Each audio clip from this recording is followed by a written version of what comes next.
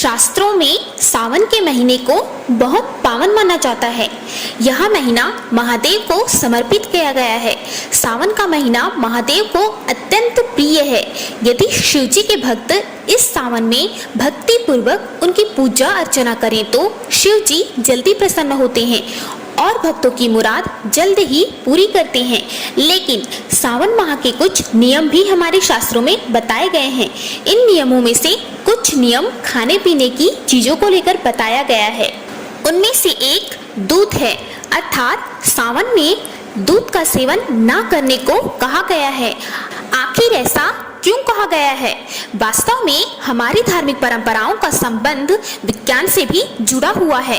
अतः सावन में दूध क्यों नहीं पीना चाहिए, इसके पीछे का धार्मिक कारण होने के साथ साथ हम वैज्ञानिक कारण भी जानेंगे। आइए जानते हैं दूध क्यों नहीं पीना चाहिए। इसका संबंध साग अर्थात हरी सब्जियों से है। धार्मिक रूप से मान्यता है कि दूध महादेव को अत्यंत प्रिय है और इससे सावन में उनका अभिषेक किया जाता है।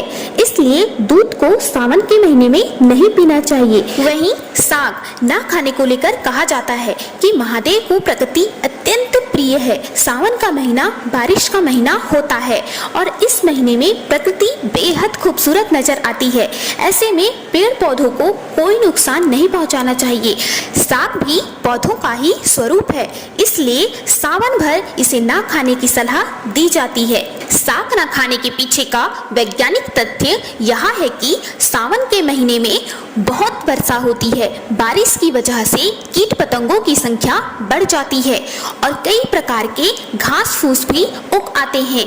साग को काटने पर यह छोटे छोटे कीट पतंगे और सूक्ष्म जंतु भी कटकर साग के साथ ही आ जाते हैं।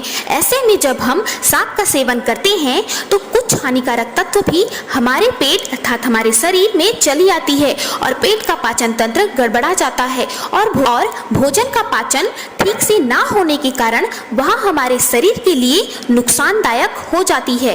वहीं आयुर्वेद के अनुसार सावन में साग में पित्त बढ़ाने वाले तत्वों की मात्रा बढ़ जाती है और ऐसे में यदि इनका सेवन किया जाता है तो पित्त संबंधी रोग होने की आशंका भी बढ़ जाती है। इसलिए सावन में साग ना खाने की बात कही जाती है। दूध पीने को मना करने के पीछे वजह है कि सावन के महीने में गाय भैंस या अन्य मवेशियों को जो चारा या घास फूस खिलाया जाता है उसमें साग भी शामिल होता है।